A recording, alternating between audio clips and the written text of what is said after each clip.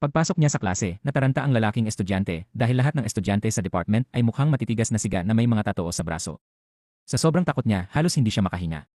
Bigla, may ilang lalaki na nagbanta sa professor at pinilit itong magpakopi ng mga libro para sa kanila. Pagkatapos, hinila nila ang isa't isa sa likuran upang kumuha ng mga mechanical tools at makipag-away sa ibang department ng paaralan. Doon nagsimula ang giyera sa pagitan ng automotive department at electrical department. May mga may hawak na wrench at screwdriver, habang ang iba naman ay may hawak na mga modelo. Lahat ay sumabak sa rambol.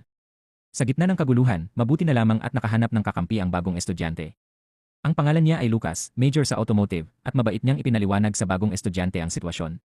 Ang mga estudyanteng ito ay naglalaban para sa pagkakataong kunin bilang mga alagad ng mob boss na si Richie, kaya sila nag-away-away. Sa kanila, si Roland ang leader ng automotive department, habang si George naman ang leader ng electrical department. Maging ang bagong transfer student ay aksidenteng nasuntok ng mismong taong binayaran niya para sa proteksyon. Huminto lamang ang gulo nang magpadala ng text ang boss at piliin si George. Samantala, pumunta rin si Andrew sa principal upang alamin ang sitwasyon at pagkatapos ay nagsimula na siyang makialam. Tinignan niya ang mga file ng mga estudyanteng ito at nakita niyang napakalayo na nila sa tamang landas at kailangan na silang ituwid agad. Iniisip niya na basta siya ang hahawak sa sitwasyon, magkakasundo ang mga batang iyon.